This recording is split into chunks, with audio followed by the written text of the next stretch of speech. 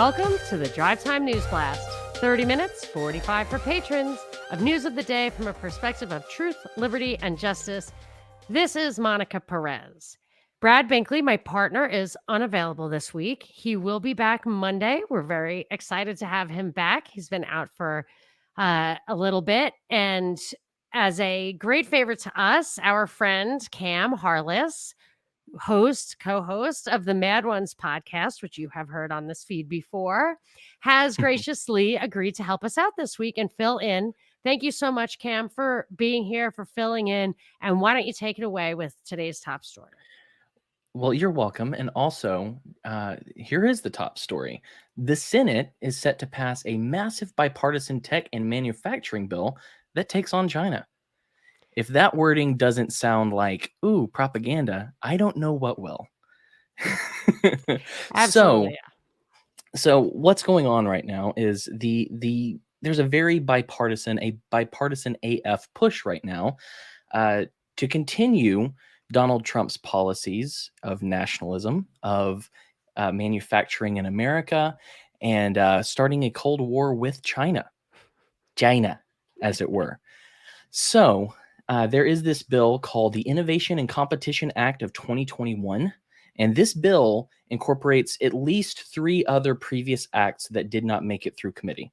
So it incorporates the Endless Frontier Act, the Chips for America Act, and the Strategic Competition Act. And this is a big bill. I think it's like 1,200 pages long, and it's going to cost around $200 billion, if not more. And it's all about combating China. That's very interesting to me because I hadn't read the previous titles of the bills that are now incorporated.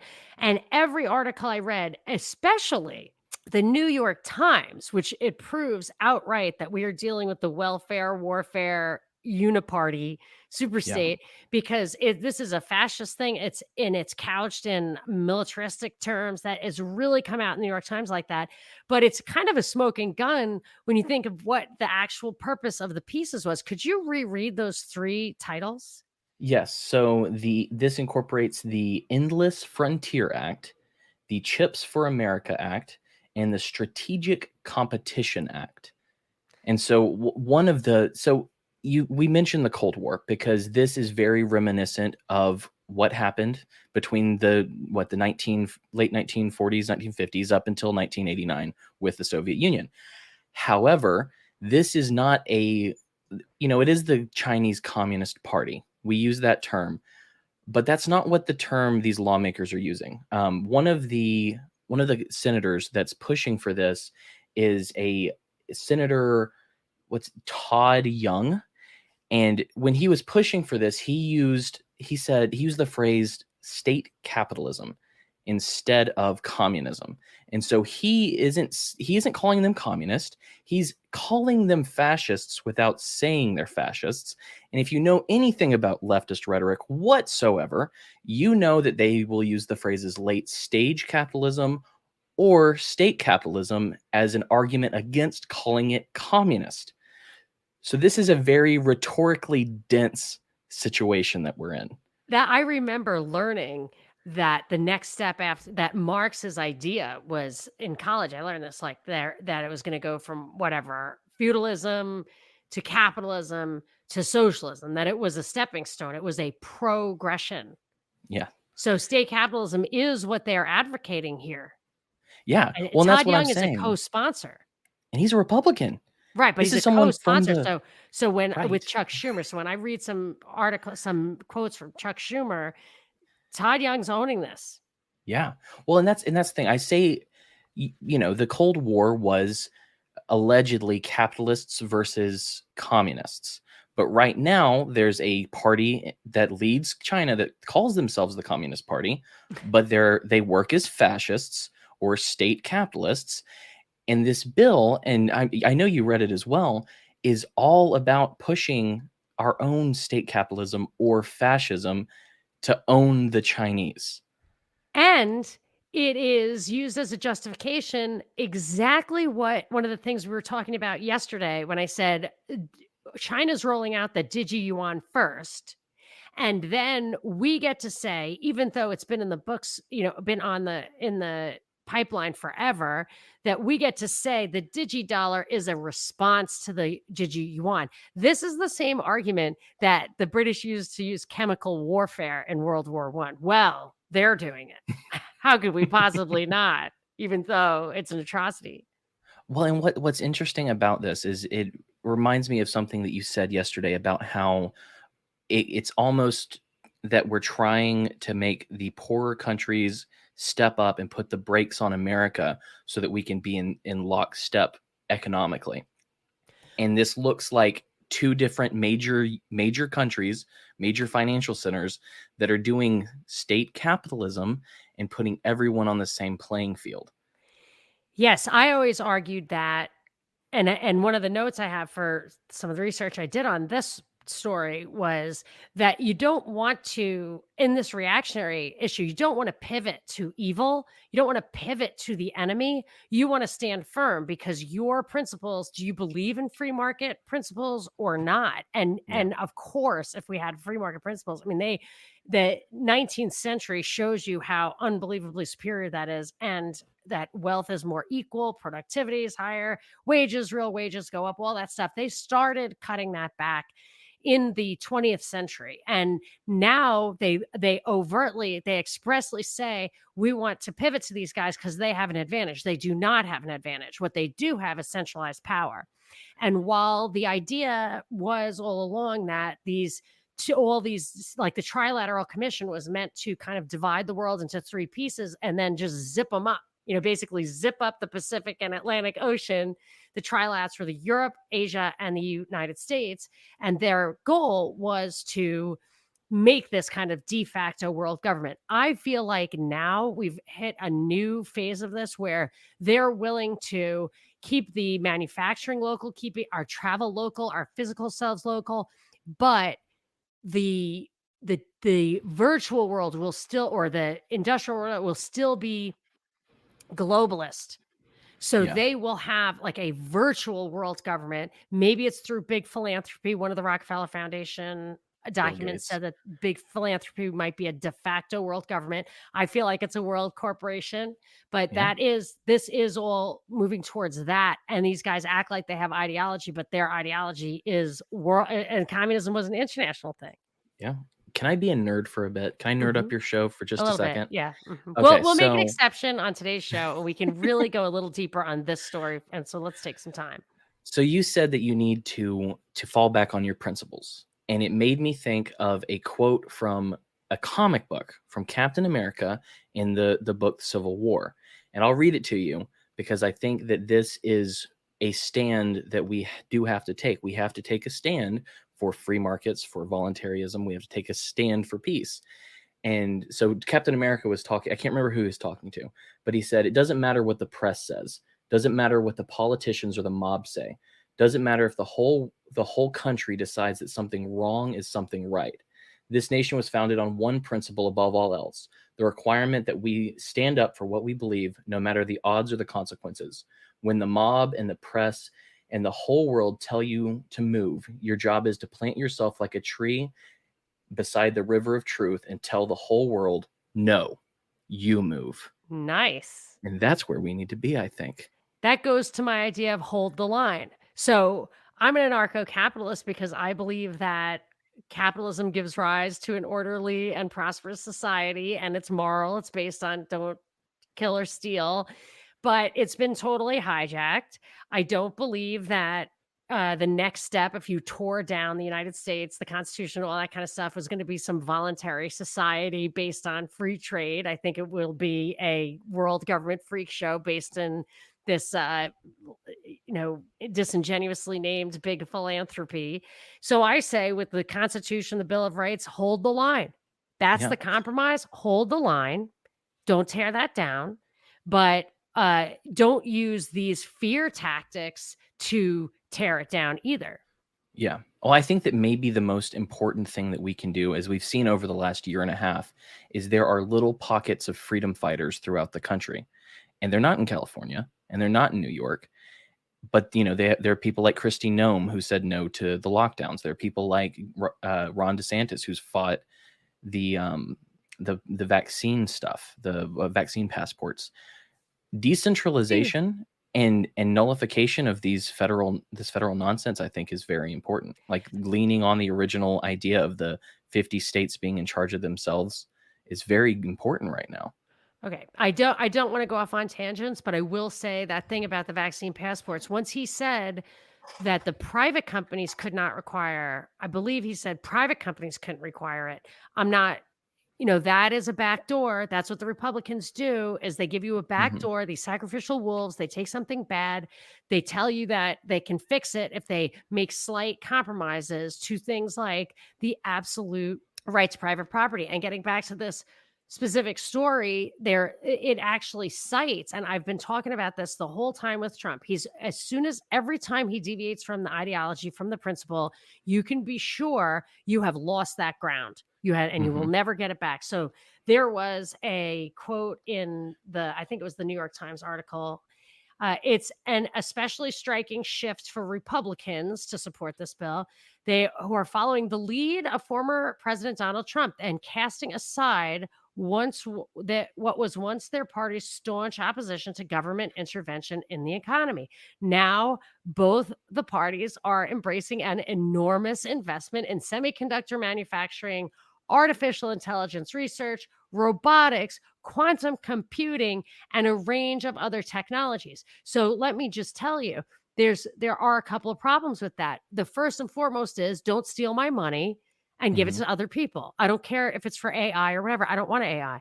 So not only don't do that, but and that's what my father taught me. Government research is immoral based on that alone. However, it's much more, the principles are pragmatism. You don't stand on your principles just to stand on your principles. Principles have been handed down by God or emerged from 10,000 years of civilization because they are the pragmatic solution in the long run.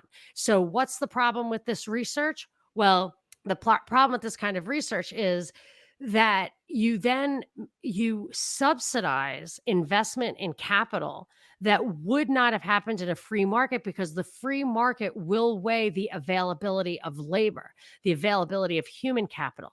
So once you subsidize this tech investment, which is the backbone of DARPA, and this bill doubles DARPA's budget, I believe. I don't know if you caught that. I didn't see that.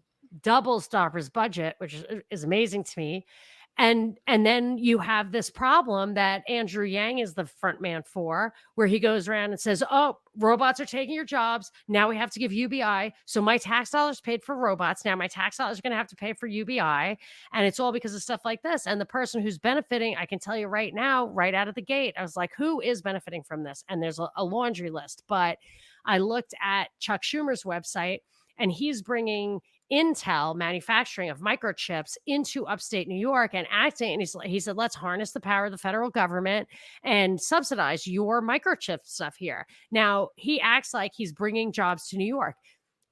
I was just in Austin, Texas, and let me tell you, and it's destroyed. The politicians went to California to examine and copy the homeless policies out here. The most is that, oh yes. And now you go to Austin and it looks like it's been besieged by an invader. Like, it's just gross. It's really messed up. And my husband, who's from Texas, and we got married in Austin, I said, I could tell, as soon as I got there, I said, this is a policy decision. And he said, oh yeah, you didn't hear? I was like, no, but I can tell by looking at it, it's a policy decision. And I said, what happened down here? How did this all happen? He said, well, it started because they put all the semiconductor companies down here, or whatever, big tech, moved down here like a decade or two ago. And it's just that formed the seed for this transition. So what Schumer's doing to rural New York, I mean, I grew up in New York, and I'm still amazed that is the one of the original colonies. And once you get out of the city, it's just hill upon hill upon hill covered with trees. I mean, it just goes on forever. They're basically rural. They're like dairy farmers and stuff. A lot of them are up there. I mean, when I visited Bellamy, the permaculturist, He was in upstate New York. Who would think that's where the Garden of Eden could be? So Chuck Schumer's undermining the culture, while I'm sure, no doubt, benefiting from Intel. And Intel, of course, is benefiting.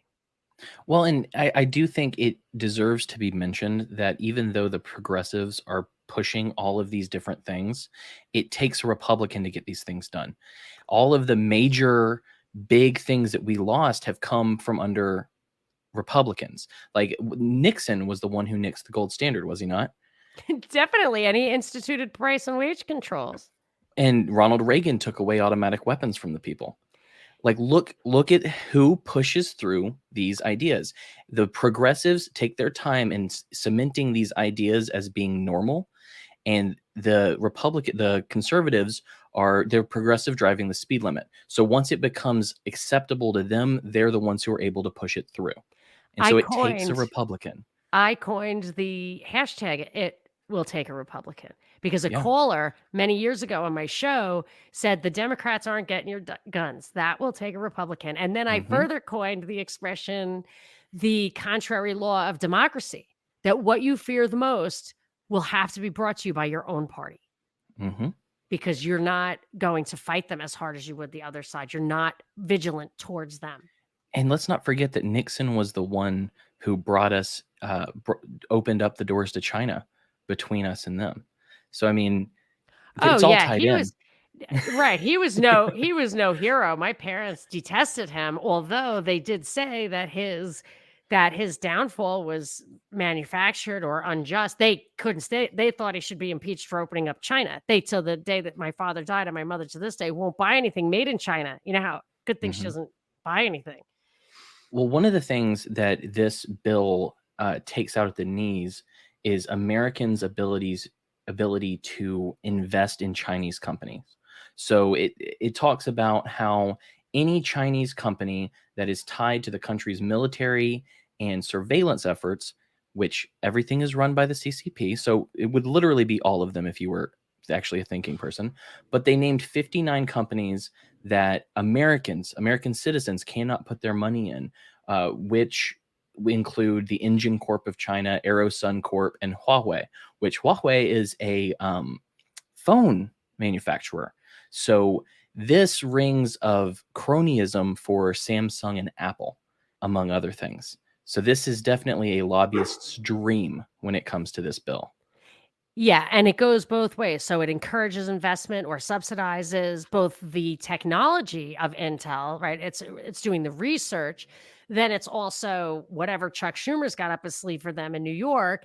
And so it not only subsidizes that, it subsidizes if you're not allowed to diversify your portfolio by investing in that sector through a Chinese company, you must, or any foreign company, you must do it here. So it lowers the cost of capital for those guys. And it's those guys who are in bed with Chuck Schumer. It is the established incumbents or the ones with the deepest pockets who will be the chosen ones for leveraging, as Schumer says, leveraging the power of the federal government. So it picks and chooses even domestically, and it makes sure that because they have that this is the fascism element of it here, is that because they have that, they're granting those enormous benefits to these big companies. No startup can ever compete. Therefore, there isn't going to be any principled person, any principled company that won't give the government its backdoor or whatever it is that it needs or wants. So when it comes to payback time, Chuck Schumer tells Intel, we need, you've got to put this in those chips. Just don't tell anybody. Yeah, and it's interesting because I don't know if you read that there's actually a part of the bill that's earmarked 100% for propaganda. Did you see that in there? I think I missed that. So Senators Robert Menendez, who's a Democrat, and Jim Risch, who is a Republican, they want $1.5 billion over 5 years to support the Countering Chinese Influence Fund to counter the malign influence of the Chinese Communist Party globally. So They just want $1.5 billion to make sure everyone in the world knows that China is crap. That sounds like, if you want to, again, promote your cronies, you're going to start a boycott. right? If you start a boycott, who does that benefit? It benefits the inferior competitor, as someone who cannot compete on its own standing. And this is where it all comes down, is that when you start changing the calculus, the economic calculus about whether capital or labor is cheaper on the margin, or whether the more competitive company or the less competitive company is the person you want to buy from, or any of that stuff, you reduce the overall utility, you diminish the production, the value you can get out of deploying resources. You will misallocate resources. And so this is all why freedom is better. It's all why freedom is better. And it's also a demonstration of this highly centralized thing. Chuck Schumer literally said that when, what we really need to do is invest in all these things, because when the government does it, it creates lots of jobs. And he acts like God. He's omniscient and omnipotent. But before we get to we've got time for one more story. Give us, what's the encryption one you were telling me about? Well, may I say one more thing on this one, which is the one part that I found the most interesting was, which I think we should probably talk about in the Patron 15 Sure. is the Uyghurs, because in this bill, there's also a provision that no diplomats are able to go to the 2022 Beijing Winter Olympics. And what Pelosi said was that, and she put out this press release on the 32nd anniversary of Tiananmen Square.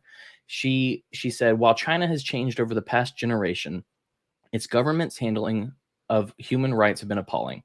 I butchered that. That's actually turned into a paraphrase. I'm sorry. But they said that the U.S. Congress has and will continue our decades-long bipartisan and bicameral commitment to holding the Chinese government accountable by not letting anyone but our athletes in any official capacity go to Beijing for the Olympics. And I just wanted to throw that in there. And her reasoning is the Uyghur genocide, which I haven't looked into, so I can't tell you if it's real or not. But I can tell you they're using it for propaganda, which I think we should talk about in the Patron 15. Okay, we can get to a little bit of that. I haven't dug in it too much, but I do have some thoughts. All right, Encryption. Time, bro. Mm-hmm.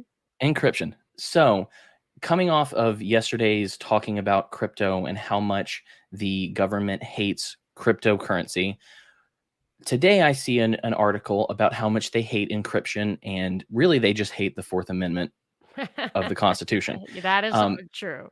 So the FBI partnered with Interpol and Australia, and I think it was 8,000 police, something like that. Once two very well-known encryption messaging apps were taken out of app stores and banned in Australia and in Europe, the police and the FBI jumped on this. About 3 years ago, they took control of a communications firm called Anam, and they got this from a convicted criminal who promised them access to it in order for a more lenient sentence. So the FBI and these other police organizations took 12,000 encrypted devices, and they used their informants to give these to high-level gang members. And so these gang members thought that this was legit. And they gave out these phones. The phones didn't ring. They didn't do anything but use this one app. And so they talked to each other. They sent pictures of cocaine hidden in pots or in plants. They talked about who they were going to kill. They talked about all of this stuff because the government gave them an encrypted messaging service that was legitimately only for the government to be able to read it behind their backs. And get this is the best part, because it's so horrible. They made these criminals pay monthly for the subscription to use this. That is really funny, because that is part of their strategy always, is that they say there was a Quartz article about the origins of the NSA saying that they literally wanted to create big tech so that people would pay for their own surveillance. But what this story highlights, another phrase I coined, it's called the incompetence canard the idea that the government is incompetent is the Yeah. way to keep us off our guard, but they are highly competent. That it is the Kaiser Sose thing, like the greatest trick the devil ever pulled was to convince you he didn't exist. Keeps your I've had guard this down. I've had this argument several times where people are like, "Oh, I worked in the government. They're incompetent." And I'm like, "No, they're not. They know what they're doing." The They are European a Union they are a called this. they are a bloated bureaucracy, but it Yeah. doesn't take much to keep that doing what the smart people at the top want it to do, or the smart Well, people behind the scenes. not to mention the fact that they keep the dumb people at the bottom, and they weed out the people who aren't true believers and bring them up in the organization. There's Like, this let's old There's this old adage that a smart and lazy person was born for command. A smart and diligent person should be in a high staff position. A stupid and lazy person can do anything, but a stupid and diligent person has to be fired immediately because they cause problems. But like the stupid and diligent, you could have 90% of the people could be stupid and lazy, and it wouldn't foil the plans of the people on top. Right. Well, and it's like the FBI, you can tell they were very, very frustrated with encryption, so that they decided to send it to places without a Fourth Amendment, without the protections of the Constitution in order to do this.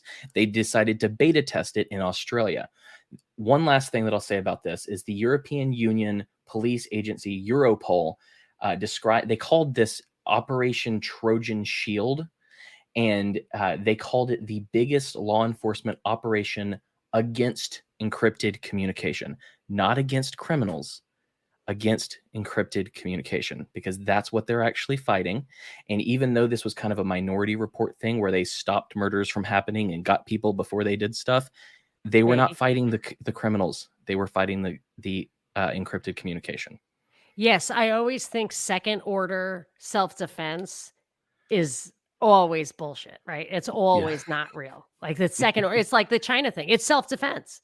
Like Yeah. every single thing can be self-defense if you feel like your soul pervades all of the life form of the earth. You know what I mean? Like everything is connected. It's very serious to stick to what is self-defense and what isn't. So they have to act like it's self-defense, which is always a nod to the non-aggression principle. But anyway, we got to move on. So before we do get to our last big story of the free 30, let me tell you what we're going to hit in the patron 15. I like your idea. We can talk a little bit about the Uyghurs, maybe more about China. And there is so much there that we left even on the table, despite how much time we spent on it. Also, this is a story that I think we were trying to get to yesterday. Who slapped the frog? Who slapped the frog? Okay. So now the last big story of the free 30, though, I want to talk about is I want to get into a little bit about the Fauci emails and the Wuhan gain of function lab leak story. I wasn't here last week, so I haven't talked about this at all. I hope that you have some ideas about it, Cam. So we Couple. will, I think that should be what? I said a couple. A couple. Okay, great. And of course, a big thanks to the sponsor of today's show. It is our old friend Etienne de la Boetie squared and government-scam.com. It is, if you go to government-scam.com/Monica, you can find my interview with Brad and Etienne and talking about his book, which is Government, the Greatest Scam in History. But he sells a couple of other books on that website. And the idea behind his work is to kind of red pill people in a hurry.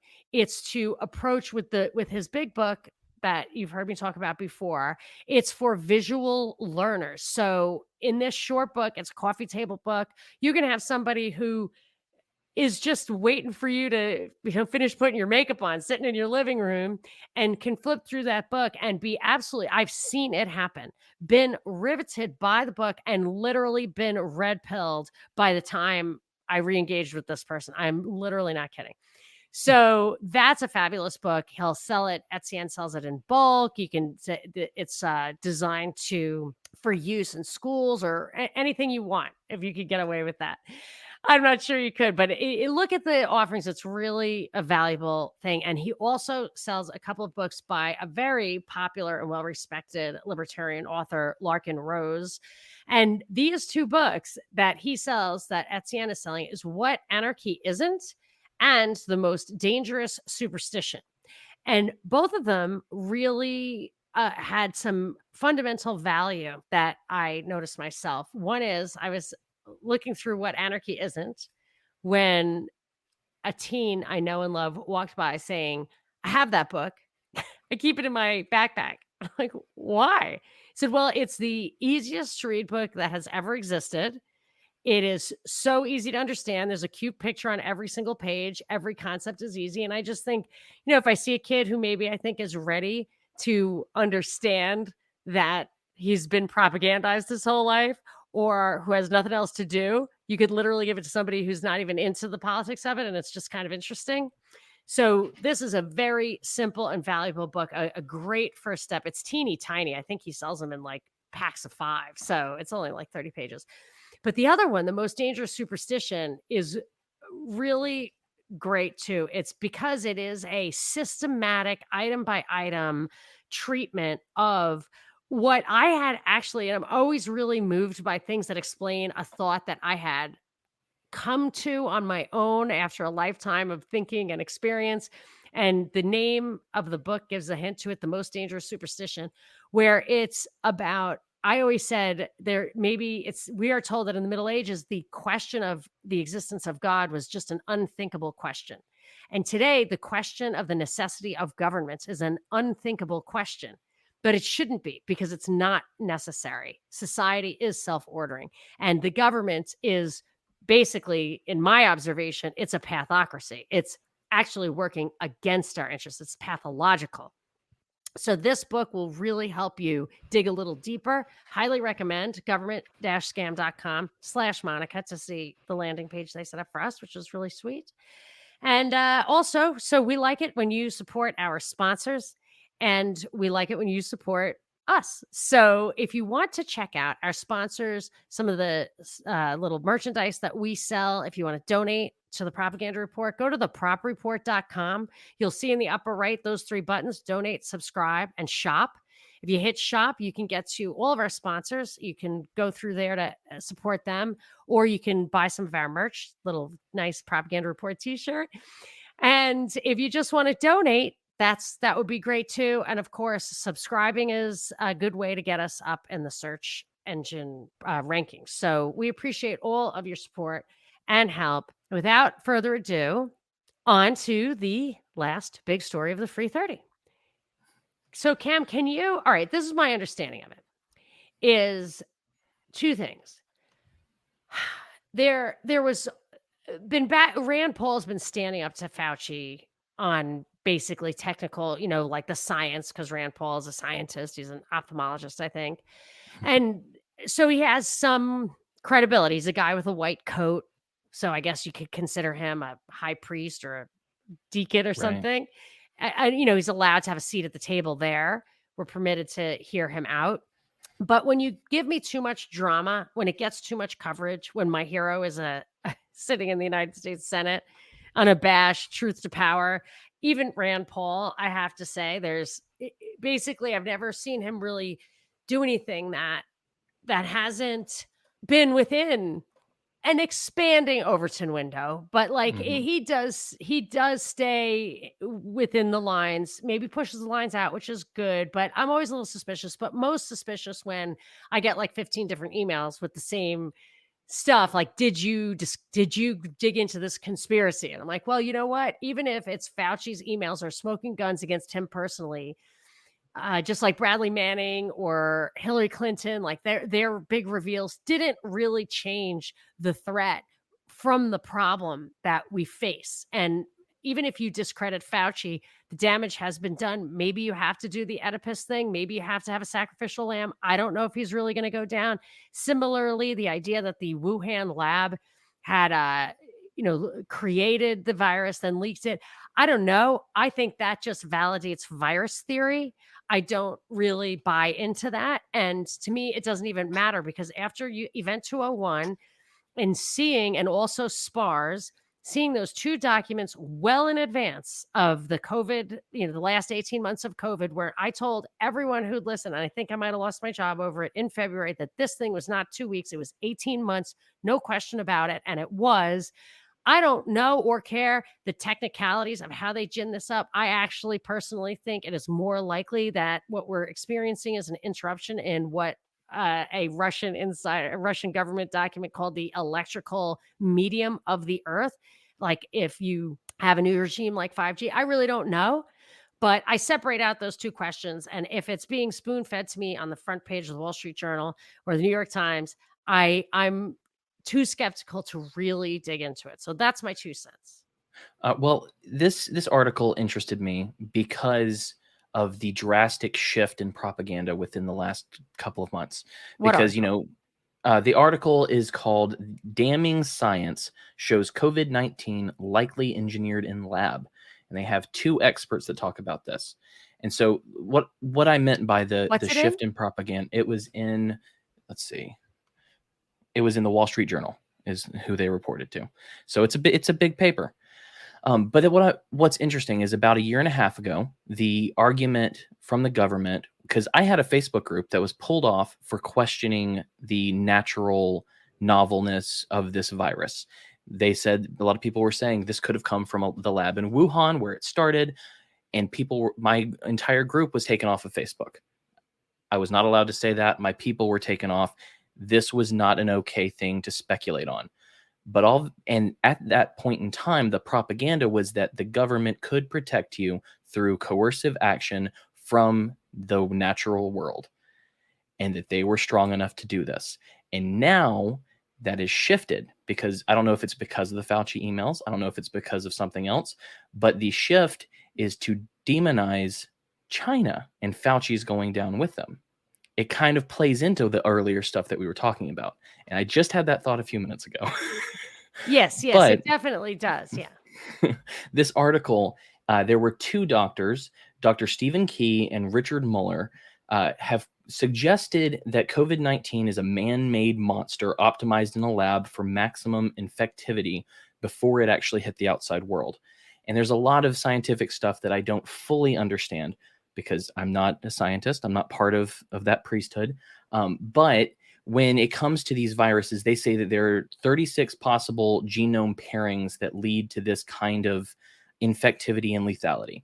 And that is, there are these two, this pairing is something that they use in gain of function research. And so when they are able to see these two together, they use a very specific way it's paired to be able to tell whether or not it's man-made, and they made it, and they can track it from there. And so these two guys, Key and Muller, looked at the virus allegedly and have said that the way that these two arginine amino acids are connected in a row shows that it was made to be infectious at a level that SARS took a long time to mutate to get to. And so the moral of the story is there are two of these doctors, the priesthood within the cathedral, one of the priesthoods, who are out there now saying that you need to rely on this being man-made and being leaked from the Wuhan lab, which got $600,000 or $600 million from I think it's $600,000 from NIH through Fauci, in order to test. He can't confirm whether or not they used it to pay for gain of function experimentation.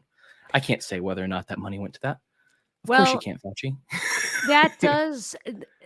So they left a signature, okay, but you know what? This is something that we can never verify. So for me, that drags you into the weeds. It'll get a lot of people's wheels spinning, and you're never going to be able to really know that answer, are you?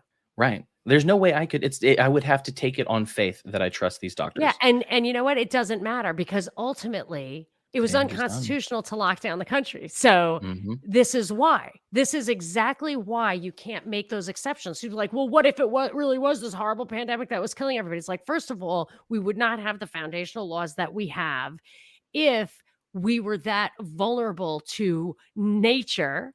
So that's not how we wouldn't have thought it was worth this risk.